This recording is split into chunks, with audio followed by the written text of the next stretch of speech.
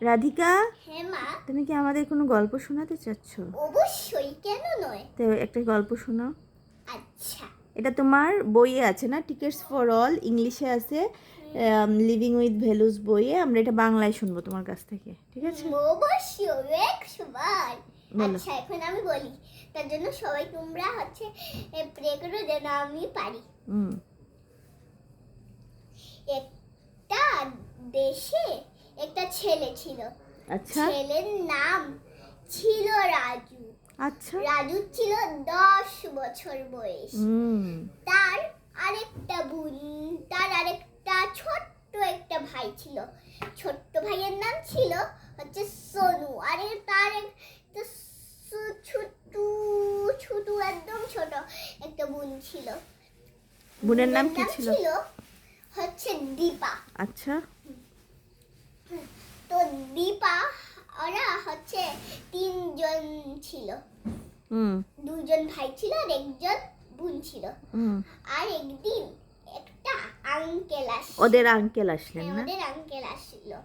আঙ্কেলটা এসে জিজ্ঞেস করলো, আমার কাছে 2টো টিকিট আছে। কিসের? সার্কাসের, তাই না? হ্যাঁ, সার্কাসের টিকিট আছে। তো তোমরা কারা কারা যেতে চাও আমার সাথে? প্রথমে জিজ্ঞেস করলো কি জানো, প্রথমে রাজুকে জিজ্ঞেস করলো, যে বললো, রাজু তুমি কি আমার সাথে কি যাবে সার্কাস দেখতে? রাজু প্রথমে খুব খুশি হলো, বললো আমি যাব। কিন্তু কিছুক্ষণ পরেই তার দুঃখিত জন্মালো। কেন দুঃখ জন্মালো মনে? সে বলল, না না, তুমি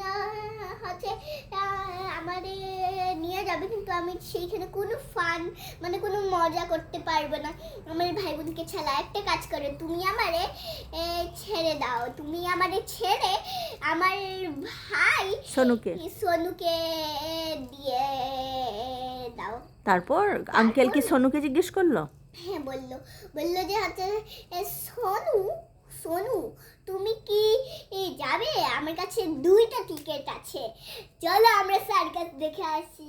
তো সোনু তো প্রথমে খুব খুশি হলো, কিন্তু তার আবার সেম দুঃখিত জন্মালো।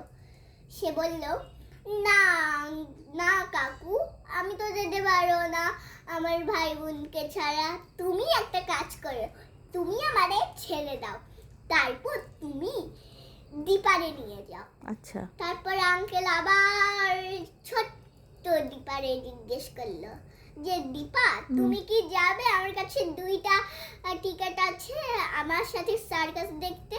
দীপা প্রথমে বাচ্চা ছিল তো দীপা, তাই দীপা হাততালি দিয়ে অনেক খুশি হলো। কিভাবে দিল? ইয়ে বলে, ইয়ে আমি তো আজকে যাবো, ইয়ে।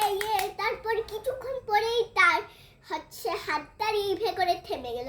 তারপর সে বলল, কিন্তু আঙ্কেল, আমি তো আমার ভাই বোনকে ছাড়া তো যেতে পারবো না।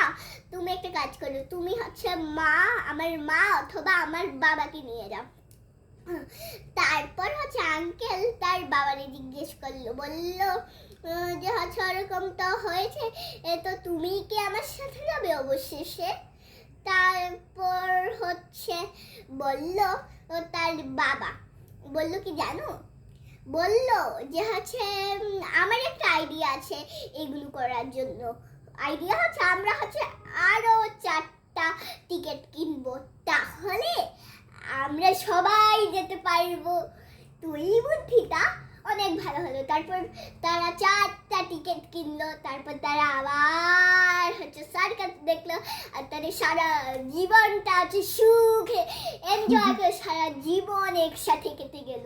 বাহ বাবা, ধন্যবাদ তোমাকে, অনেক ধন্যবাদ রাধিকা, সুন্দর একটি গল্প শোনানোর জন্য।